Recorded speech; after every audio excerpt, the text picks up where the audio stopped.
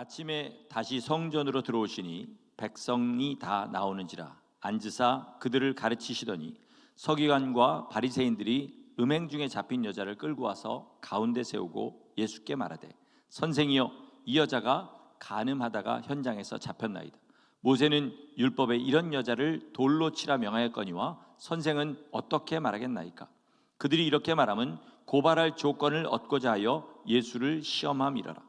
예수께서 몸을 굽히사 손가락으로 땅에 쓰시니 그들이 묻기를 맞이 아니하는지라. 이제 일어나 이르시되 너희 중에 죄 없는 자가 먼저 돌로 치라 하시고 다시 몸을 굽혀 손가락으로 땅에 쓰시니 그들이 이 말씀을 듣고 양심의 가책을 느껴 어른으로 시작하여 젊은이까지 하나씩 하나씩 나가고 오직 예수와 그 가운데 섰는 여자만 남았더라. 예수께서 일어나사 여자 외에 아무도 없는 것을 보시고 이르시되 여자여 너를 고발하던 그들이 어디 있느냐? 너를 정죄한 자가 없느냐? 대답하되 주여 없나이다. 예수께서 이르시되 나도 너를 정죄하지 아니하노니 가서 다시는 죄를 범하지 말라 하시니라. 아멘. 이 말씀 가지고 다시는 죄를 범하지 말라는 제목으로 주님의 말씀 함께 나누겠습니다. 토요일마다 펠리세이드파크에서 노방 전도를 하는데 항아리 수제비 앞에서 이렇게 하죠. 그러면 길에 그 미터 파킹들이 있습니다. 그 미터 파킹하는 자리가요 15인승 밴이 충분히 파킹할 수 있을 만큼 꽤 넓습니다. 그런데 이렇게 보면 그 자리를 파킹을 제대로 하지 못하고 이렇게 쳐다봐 앞뒤를 몇 번 하다가 그냥 가시는 분들이 있어요. 왜 그러냐면 파킹도요 연습을 해야 잘 할 수 있습니다. 이 파킹이 원리가 있습니다. 몇 가지 원칙만 배우면 패럴렐 파킹도 잘 할 수 있고요. 그리고 헤드인 파킹이라고 그러죠. 두 대 있는 사이에 좁은 데도 똑바로 들어갈 수 있습니다. 근데 대부분 이걸 배우기를 싫어해서 그걸 못합니다. 제가 여자분들을 비하하는 거 아니니까 오해하지 말아주세요. 근데 대부분 포기하고 가시는 분들은 다 여자분들이에요. 왜 그러냐? 제가 이제 뭐든지 보면 설교해야 되는 사람이니까 묵상을 하지 않습니까? 왜 저럴까? 왜 여자들은 그럴까? 생각하면 운동신경이 부족해서 아닙니다. 나는 여자기 때문에 못해도 된다라는 생각을 가지고 있는 것 같아요.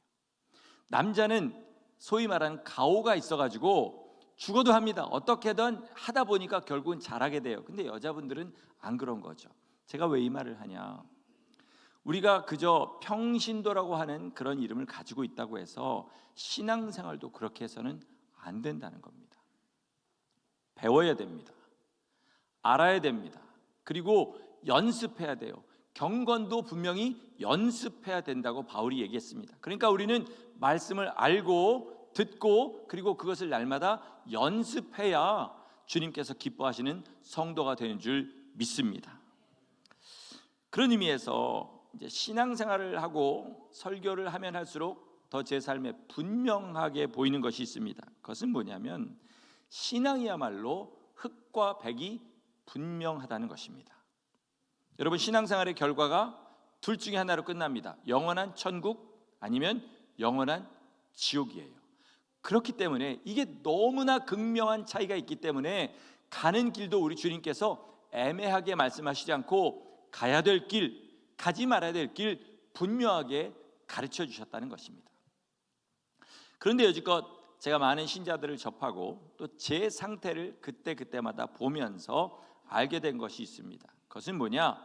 깊은 죄에 빠진 사람일수록 포기하고 싶지 않은 죄가 있는 사람일수록 순종하기에 부담스러운 말씀이 들리는 사람일수록 이 옳고 그른 선을 분명하게 그어주는 것을 싫어한다는 겁니다. 꼭 그렇게 떡 부러지게 쉽게 말하지 말아라 이렇게 이야기를 많이 합니다. 제가 여지껏 설교를 하면서 사람들의 반박을 많이 받아봤습니다. 그 반박 중에는 당연하게 제 문제도 있었어요. 너무 설교하는 태도가 건방지고 교만해 보였다든지 아니면 사용하는 단어나 표현이 너무 날카롭고 또 무례하게 느껴지는 것이 있었다든지 그런 경우가 있었어요. 그리고 내용이 부실한 경우도 분명히 있었습니다. 그러나 분명한 것이 또 하나 있는데 그 반대하는 것 중에는 자기가 그 죄를 인정하기 싫어서 반대하는 사람도 있었다는 것입니다. 그렇지 않습니까, 여러분? 자기 삶에 죄가 있다는 것을 인정하면 첫째로 자존심이 상합니다. 그래서 주로 등장하는 레파토리가 뭐냐? 나 몇십 년 신앙생활했다. 나 몇 대째 기독교 집안이다. 이런 얘기를 하면서 내 경험과 내가 우리 조상들에게 배운 말에 따르면 그건 그렇게 크게 죄가 되는 것이 아니다. 이렇게 이야기를 하죠. 근데 이거보다 더 큰 이유가 있습니다. 그건 뭐냐면 죄를 죄라고 인정하는 순간에 그다음에 뭐가 남습니까? 그 죄를 버려야 하는 의무가 남습니다. 그런데 버리기가 싫어요. 그거 탐욕입니다. 그러면 인정하지 않습니다. 왜요? 탐욕이라고 하면 내가 좋아하는 돈을 포기해야 되기 때문에 그렇습니다. 그래서 어떤 분은 물질을 사랑하면 안 된다. 우리가 마땅히 필요한 물질이 있어야 되지만 신앙생활 게을리하면서까지 그렇게 돈 버는데 혈안이 되어서는 안 된다라고 이야기하면 대놓고 불편한 계획을 숨기지 않고 뭐라고 하냐면 내가 돈 많이 벌어서 11조 많이 하면 교회 좋은 거 아니냐 이렇게 반박하는 경우도 참 많이 보았습니다. 다른 죄들은 더하죠. 미움에 대한 거 안 고칩니다. 내가 당했는데 왜 용서해야 되냐? 하나님도 이거는 이해하신다 이렇게 생각하고 세상 즐거움 내려놓자고 하면 이 정도는 최소한의 즐거움이다. 이 재미도 없으면 무슨 재미로 세상 사냐 이렇게 이야기합니다. 저는 이런 것이 처음 은혜 받았을 때 마음이 가장 부드럽고 말씀이 씨앗으로 심겨지기 좋았을 그때에 복음을 있는 그대로 가르치지 않은 교회의 책임이 크다고 믿습니다. 예전에 저는 은혜 받고 뜨겁게 예수님을 믿는다고 하면서 동시에 어떤 생각을 가지고 있었냐면 온전히 주님 뜻대로 사는 것은 불가능한 일이다. 그리고 주님도 이해하신다 이렇게 믿었었어요. 더 잘하면 좋지. 그러나 내가 안 돼서 못하는 거 주님도 이해하신다 이렇게 생각했던 거죠. 그러나 지금은 이 죄들을 가만히 내버려둬서는 안 된다는 것을 알고 있습니다. 주님께서 산상순 마지막에 반석 위에 짓는 집, 모래 위에 짓는 집 이야기하신 그 심판이 그 내용 그대로 우리 가운데 이루어진다는 것을 믿고 있어요. 그래서 그것들을 가만히 내버려두지 아니라고 온 힘을 다하고 그리고 성도님들에게 전할 말도 이것밖에 없다는 것을 알고 있습니다. 반석 위에 집을 짓는 것은 주님이 뭐라고 하셨냐면 나의 이 말을 듣고 행하는 것이라고 하셨습니다.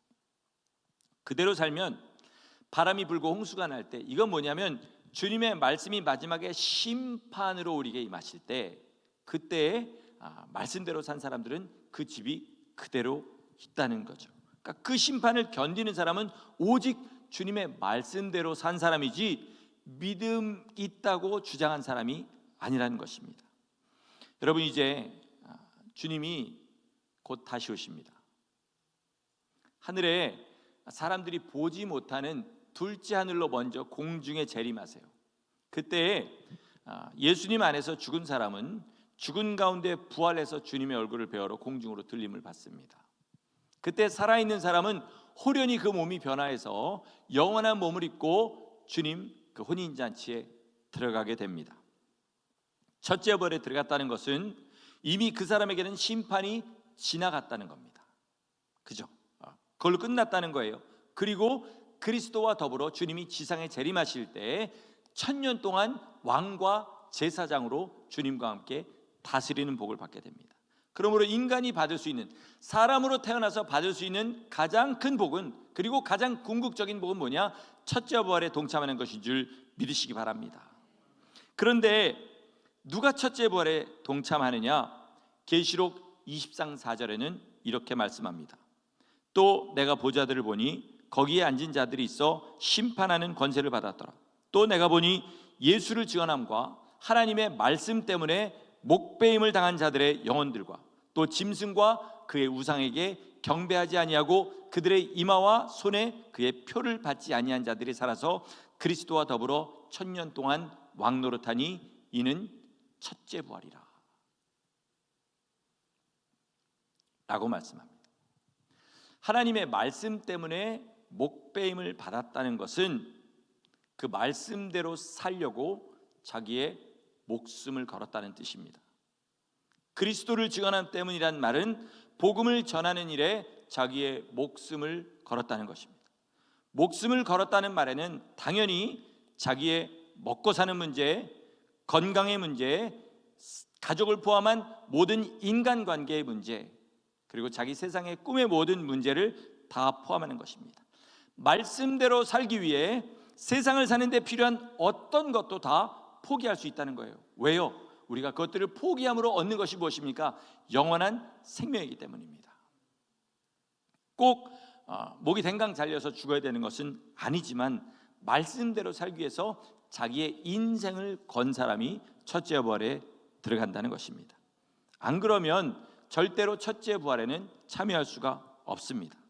첫째 부활에 참여하지 못하면 어떻게 되느냐? 예수님 오시기 전에 죽어서 땅에 묻히면 둘째 부활에라도 올라가서 생명의 부활로 들어갈 수 있는 기회가 주어지지만 주님이 오실 때 이 땅에 살아있는데 첫째 부활에 들어가지 못하면 모든 환난을 생으로 견뎌내야 됩니다.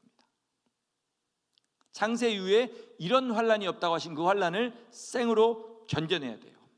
제가 얼마 전에 예배를 회복하자는 말씀을 전하면서 하나님께서 안식일을 주신 이유 중에 하나를 이렇게 설명했습니다. 일주일에 한 번 하나님의 말씀대로 살기 위하여 세상의 모든 것을 내려놓는 훈련을 하는 날이다. 왜요? 성회로 모여야 되고 하루 종일 자기의 일을 해서는 안 되고 오락을 구해서는 안 되고 오직 하나님 한 분만을 생각하면서 하루를 살아야 됩니다. 그렇게 살려면 일주일을 계획하면서 그날에 일하지 않도록, 그날에 뭘 하지 않도록 해야 되는 거죠. 그러니까 하나님의 말씀대로 살기 위해 많은 것들을 내려놓는 훈련을 일주일에 한 번씩 함으로 나머지 날들을 주님 뜻대로 살 수 있는 훈련을 하도록 주신 날이다, 이렇게 말했습니다. 그래서 사람이 안식일을 위하여 있는 것이 아니라 안식일이 사람을 위하여 있는 것이다, 이렇게 말씀드렸어요. 여러분, 아까도 말씀드렸지만 경건은 훈련해야 됩니다. 훈련은요 그냥 시간 나면 하는 것이 아니라 정말로 살기 위해 해야 되는 것이고, 그것을 하기 위하여 아무리 무겁고 어려운 것이라도 내려놓는 일을 하는 것이 훈련인 줄 믿습니다. 복음은 쉬워서 복음이 아닙니다. 그 전에는 사람이 감히 생각하지도 못했던 것을 주님께서 허락하셨기 때문에, 그 몸을 찢어서 열어주셨기 때문에 그것이 복음인 것입니다. 광야 이스라엘 백성들은요 모세가 회막에서 하나님을 만날 때 감히 그 근처에 가지도 못했습니다. 그러나 장막 안에 있지도 않고요, 자기 장막 안에 온 가족이 서서 수백만 명의 사람이 장막 앞에 서서 모세가 하나님을 만나러 그 장막 가운데 들어가고 그 위에 하나님의 영광이 구름같이 임하는 것을 볼 때에 어떻게 했냐면 땅에 엎드려 절했습니다.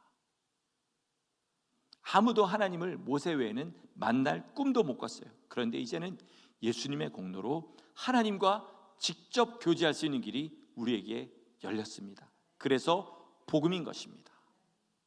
그 전에는 죄를 깨달으면 어떻게 됐습니까? 소나 양이나 비둘기를 들고 성전까지 찾아가서 속죄의 제사를 드려야 사함을 받고 마음의 평안을 얻을 수 있었는데, 이제는 유월절 어린 양이신 예수님을 제물 삼아서 죄를 깨닫는 순간에 바로 하나님 앞에 회개하고 정함을 받을 수 있습니다. 그래서 복음인 것입니다.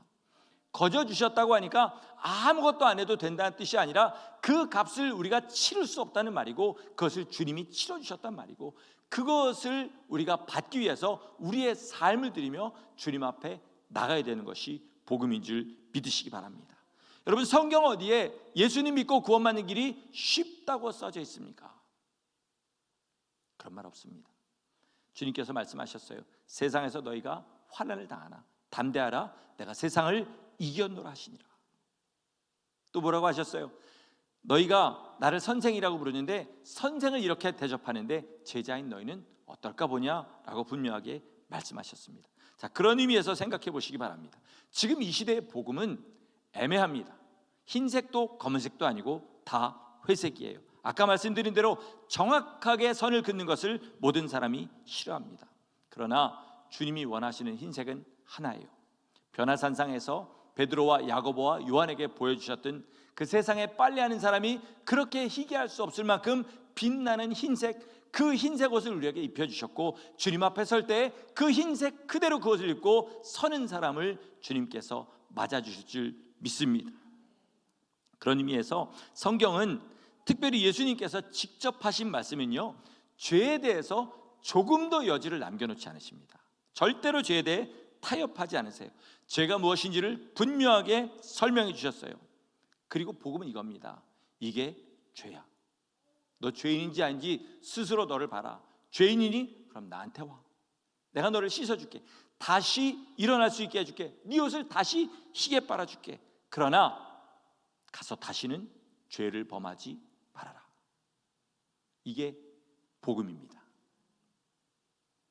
뒤에 부분을 다 빼버렸어요.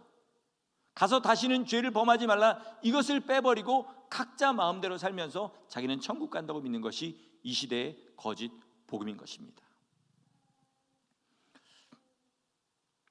만약에 여러분의 인생 중에 5분을 아무 때로나 돌려주겠다, 그러면 여러분 어느 때로 돌아가시겠습니까?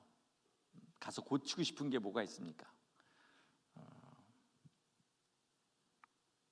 우리가 주님 앞에 설 때는요, 정말 후회할 게 많을 거예요. 특별히 이런 후회를 다 하게 될 겁니다. 이게 죄였구나. 성경에 분명히 써 있었는데 나는 왜 몰랐지? 그렇게 많이 들었는데 왜 나는 이거의 심각함을 몰랐지? 그걸 후회할 거예요. 그렇지 않겠습니까? 그때 만약에 주님께서 너 돌아가서 그 죄들을 씻을 기회를 주겠다, 그럼 그게 얼마나 반갑고 즐겁겠습니까? 그래서 복음입니다. 근데 그걸 지금 할 수 있도록 하신 게 복음이라는 거예요. 지금 내가 너에게 가르쳐 줬으니까 이것이 너희 삶 가운데 있으면 죄라고 인정하고, 그리고 내 앞에 나와서 회개하고 내 피로 씻어라. 그러면 다시 흰 옷 입혀서 다시 시작할 수 있게 해주겠다. 이것이 복음인 것입니다. 그런데 지금 이 시대에 예수님 믿는다는 사람의 마음에는 도둑놈 심보들이 들어있어요. 그게 뭐냐면 죄도 안 버리고 천국도 가겠다는 거예요. 여러분 안에 이 도둑놈 심보가 없는지 한번 보시기를 바랍니다. 예수님이 왜 십자가 지셨습니까, 여러분? 죄 때문에 십자가 지셨어요.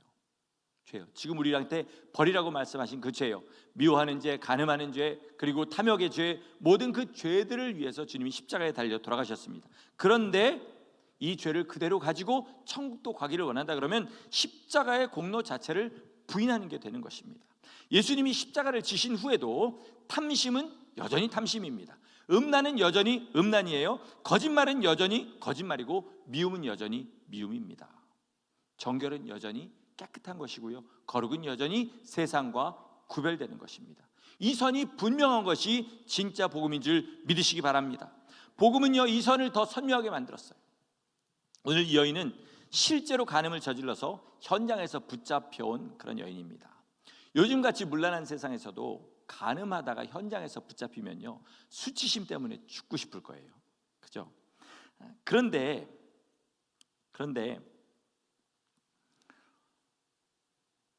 그 죄를 지었는데 막상 돌에 맞아 죽게 생겼습니다.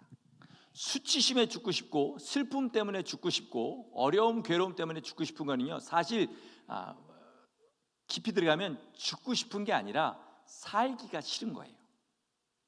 이게 뭐 말장난같이 들릴지 모르는데 그냥 그 고난이 싫고 살기가 싫은 거지, 진짜로 죽고 싶은 건 아니에요. 이 고난만 다 없어진다면, 이 수치심만 없어진다면 살고 싶은 거예요. 그죠? 그런데 더더군다나 이 여자는 돌에 맞아 죽게 됐습니다. 제가 예전에 유튜브 초창기 때요, 지금처럼 AI 검열이 없던 시절에 중동 지방에서 투석형 하는 거를 찍은 걸 본 적이 있어요. 여러분 혹시 보신 분이 있나요? 사람의 절반을 땅에 묻어요. 그리고 상체만 이렇게 놓고요, 그냥 우리 영화를 보면 이렇게 돌 확 던지면 머리가 탁 맞고 이러고 죽잖아요. 근데 죽을 때까지 돌에 맞는 거예요. 막 깨지고 막 부러지고 막 비명 지르고 그러는데 죽을 때까지 던지는 거예요. 이 사람이 죽은 걸 확인할 때까지 그렇게 던지는 게 투석형이에요. 끔찍합니다. 그러니까 그 당시에는 저작거리에서 이 일들이 1년에 몇 번씩 있었던 거예요. 그러니까 이 여자가 얼마나 두렵겠어요. 그렇지 않습니까? 그때 이제 주님께서 말씀하시는 거죠. 그를 구해 주시고 이제 물어보십니다. 살려 주셨어요. 여자여, 너를 정죄하던 자들이 어디 있느냐? 주여, 없나이다. 나도 너를 정죄하지 아니하노니. 거기서 끝났으면 얼마나 좋습니까? 그런데 가서 다시는 죄를 범하지 말라, 이렇게 하셨던 겁니다.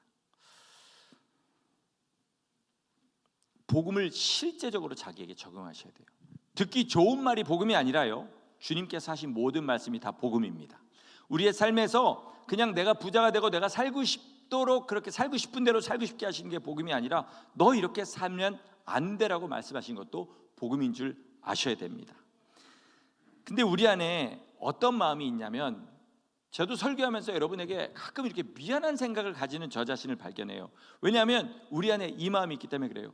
복음의 말씀대로 살면 우리 삶이 행복하지 않을 것이다 라는 생각을 하고 있습니다.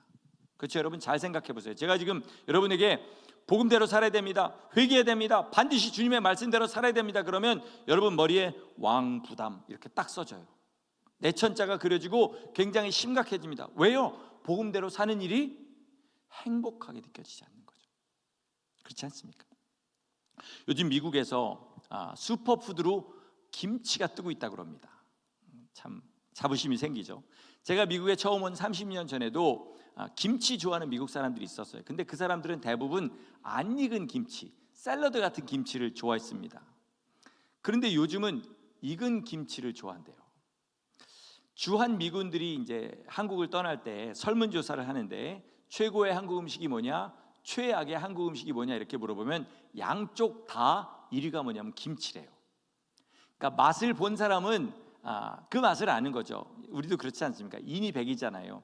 근데 맛을 못 본 사람은 냄새만 맡아서는 도저히 저게 음식일 것 같지가 않고 방구 냄새 비슷한 게 나지 않습니까? 그러니까 싫어하는 거죠. 그런데 요즘 미국인들은 익은 김치를 좋아한답니다. 왜 그러냐? 이게 몸이 좋다는 소문이 난 거예요. 이 유산균이, 그리고 면역력에 좋다고 그렇게 소문이 났습니다. 그래서 먹은 거예요, 건강을 위해서. 근데 먹다 보면 어떻게 돼요? 김치라는 게 마성의 맛이 있잖아요. 그래서 맛이 들려버린 거예요. 그리고 더 많이 먹게 되는 겁니다. 우리가 하나님 뜻대로 사는 맛이 이런 맛일 거라고 믿습니다. 기본적으로 우리는 말씀대로 고생하며 살다가 천국에 가서 보상을 받는다 이렇게 생각하는데 사실 그렇지 않아요. 주님 말씀대로 사는 건 기쁘고 즐거운 일입니다. 거룩해지고 내 영혼이 깨끗하다는 것은 절대로 괴로운 일이 아닙니다. 그러나 이 땅은 마귀가 지배하는 땅이기 때문에 육신대로 살지 않고 말씀대로 살면 박해가 있고 내 옛사람의 정욕도 그것들을 반대하기 때문에 어렵게 느껴질 뿐이지, 진짜로 주님의 뜻대로 살면 우리의 영혼이 평안하고 즐거운 줄 믿으시기 바랍니다. 여러분, 앞으로 제가 말씀대로 살자 그럴 때 제발 저를 째려보지 마시기 바랍니다. 왜? 주님 말씀대로 사는 건 평안의 길이고 행복한 길이기 때문입니다. 건강하게 먹으려고 한번 해보세요. 그러면요, 튀김 종류, 튀기면 신발도 맛있다는 그런 전설이 있는데, 튀김 종류 뭐 짜고 맵고 달고 이런 거 좋아하다가 안 먹으려고 그러면 식탁에 먹을 게 없어요. 몸에 좋은 거 먹으려면 맛이 없습니다. 하지만 그렇게 식단을 바꾸고 나면 일단 소화가 편해져요. 최근에 제가 아침에 밥을 먹다가 오트밀로 바꿨는데 많이 먹어도 장이 편안합니다. 여러분도 오트밀 한번 드셔보시기 바랍니다. 저 오트밀 대사 아닙니다.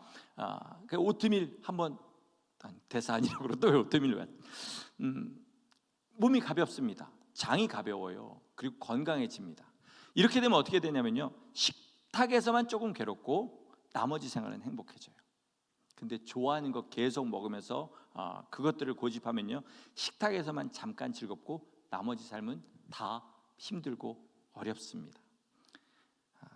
의사가 운동하세요, 이거 끊고 저것 드세요 이러면 의사가 내 건강을 걱정해서 얘기하는구나 이렇게 하는데, 설교자가 말씀대로 살라고 외치면 그것은 왠지 부담스러운 게 우리의 현실이라는 거죠. 성경은 우리 인생이 불행한 이유를 분명하게 선포합니다. 뭐 때문에? 죄 때문에.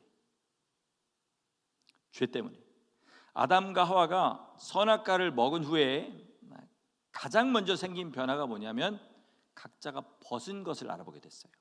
자, 우리 성경을 보면요, 아담과 하와는 언제부터 벗고 있었냐면 처음부터 벗고 있었습니다.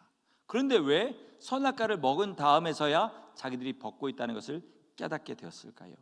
그것은 죄를 짓는 그 순간에 하나님과의 관계가 딱 끊어지면서 하나님께서 창조하실 때 주신 무언가를 잃어버렸기 때문에 그래요. 아담과 하와가 잃어버린 것은 낙원이 아닙니다. 뭘 잃어버렸냐면 하나님께서 지으실 때 주신 하나님의 형상을 잃어버렸어요. 하나님의 형상은 겉모양이 아닙니다. 어떤 상태예요? 우리 인간에게는 분명히 처음 아담에게는 있었지만 잃어버린 무언가가 있습니다. 우리 중엔 그런 생각하는 분이 없기를 바랍니다. 그런데 살다 보면 인생이 이게 아닌데 라는 생각을 할 때가 있습니다. 그죠?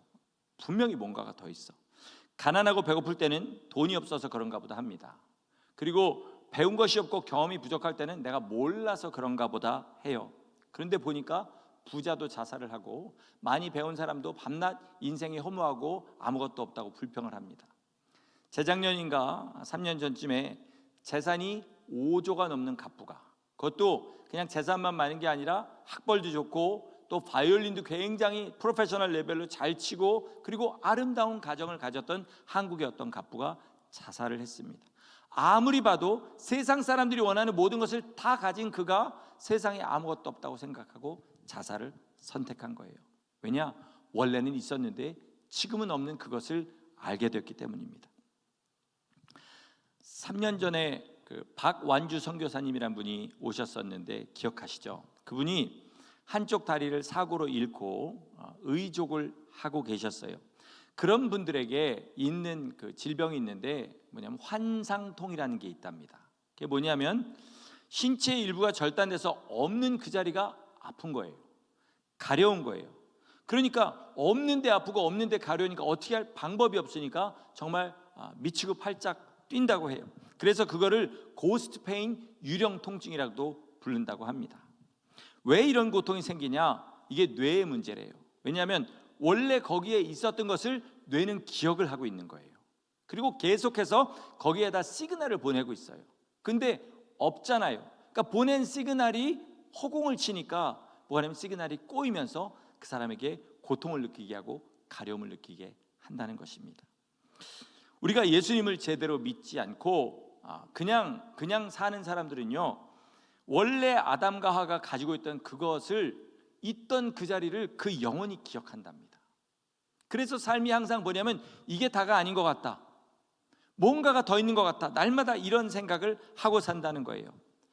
어떻게 이것을 회복할 수 있냐? 예수 그리스도, 하나님의 본체 형상이신 그분을 믿고 그분이 우리 가운데 들어오면 하나님의 형상을 회복하는 줄 믿으시기 바랍니다. 그래서 예수님 믿고 거듭난 사람들이 가장 많이 하는 간증 중에 하나가 뭡니까? 이거죠. 아담의 반대 이야기예요. 하늘이 더 파랗게 보였다. 그죠? 풀이 더 푸르게 보였다. 꽃이 더 아름답게 보였다. 그전에는 느끼지 못한 것들을 느끼게 되었다. 이렇게 얘기해요. 왜 그렇죠? 잃어버린 것을 회복했기 때문에. 아담은 가지고 있었던 것을 잃어버렸기 때문에 보이지 않던, 보지 말아야 될 것을 보게 되었지만 우리는 예수님 믿고 다시 그것을 회복했을 때 그동안 놓치고 있었던 세상의 아름다움, 하늘의 소망들을 다시 찾게 되는 줄 믿습니다. 말씀을 마치겠습니다. 어떤 성도님이 코로나가 유행하기 전에 그 코로나균 확대 사진을 보고 공포를 느꼈다는 이야기를 하시더라고요. 사실 그 코로나균 사진이 코로나인지를 모르고 보면 색깔이 되게 이쁘지 않습니까? 그리고 뭔가 이렇게 좀 이렇게 희한한 기하학적 무늬를 가지고 있어서 예술품처럼 보일 수도 있는데 그거 걸리면 죽는다고 생각을 하니까 그걸 보고 공포를 가지게 되었대요. 그렇죠? 이렇게 우리는 죄에 대한 두려움, 더러움을 느껴야 됩니다. 주님이 죄라고 하신 것은 아무리 좋게 보여도요, 아무리 하고 싶어도 그걸 더럽게 볼 수 있어야 됩니다. 위험하게 볼 수 있어야 돼요. 만약에 이 성도님이 그 코로나 바이러스가 눈에 보였다고 생각해 보겠습니다. 그게 옷에 묻으면 어떻게 될까요? 막 털겠죠, 그죠? 한 100개쯤 묻었는데 99개를 털어내고 하나가 남았습니다. 그러면 하나 남았으니까 괜찮아, 그리고 가만히 있을까요? 아니요. 그걸 다 털어내기 전까지는 절대로 앉지도 쉬지도 못합니다. 예수님께서 제자들에게 이렇게 말씀하셨어요. 이미 목욕한 자는 발만 씻으면 된다. 이 말은요, 목욕했으니까 괜찮다는 말이 아니라 너희가 날마다 살면서 죄에 노출될 수밖에 없다. 그러니까 날마다 내 말씀에 비춰봐서 죄와 죄 아닌 것을 구별하고 죄인 것은 내 피를 위해서 씻고 그리고 다시 주님의 길로 걸어가라는 말씀인 줄 믿으시기 바랍니다. 아담은요, 하나님과 직접 교제했습니다. 그리고 하나님 앞에 직접 그 명령을 들었어요. 그런데 그 한 가지 명령을 지키지 못했습니다. 우리는 여러 가지 명령을 받았어요. 그러니까 지키지 못하는 것이 당연합니다. 그럴 수 있어요. 그러나 괜찮다는 것이 아니고 그 죄들을 심각하게 생각하고 날마다 그 말씀대로 살아가려고 온 힘을 다할 때 주님께서 그 몸을 찢어 열어주신 그 길이 다시 우리 앞에 열리고 우리는 주님 앞에 새롭게 시작하게 될 줄 믿습니다. 여러분, 이게 신앙생활입니다. 날마다 이거를 경험하는 사람이 날마다 주님 앞에 감사하게 되고 날마다 이것을 경험하는 사람이 주님을 더 사랑하게 됩니다. 이게 삶에서 없어지니까 자기가 한 일을 믿게 되고 자기가 뭔가 예전에 주님 앞에 한 것들을 다시 기억하게 되고 그것 믿고 자기는 구원받을 거라고 생각하는 거예요. 여러분, 그렇지 않습니다. 우리는 더러운 죄인이에요. 정말로 더러운 죄인입니다. 여러분, 여기에 우리 선교사님들도 계시고 또 여러분들이 계시겠지만 주님의 일을 하면 할수록 더 만족하게 됩니까? 그렇게 안 돼요. 간증 들었지만 갈수록 어떻게 되냐면 나는 진짜 죄인이구나, 도저히 가능성이 없는 사람이구나. 저도 목회 10년 하면서 깨달은 건 그거 하나밖에 없어요. 나라는 놈은 원래 가망성이 없는 인간이야. 그것만 알게 됩니다. 그런데 여러분, 에덴 동산에는 없었지만 우리가 지금 주님과 함께 있는 동산에는 있는 나무가 있습니다. 그것은 바로 십자가라는 나무입니다. 우리가 죄를 고백하고 내 죄를 깨닫고 하나님 앞에 나아가면 주님이 다시 씻어주고 다시 세워주십니다. 그러나 마지막에 꼭 한마디를 하세요. 가서 다시는 죄를 범하지 말라. 오직 내 뜻대로 살아라. 우리 주님 뜻대로 사는 것을 우리의 삶의 사명으로 여기고 날마다 주님의 빛으로 소금으로 사시는 복된 성도들 다 되시기를 예수님의 이름으로 간절히 축원합니다. 아멘.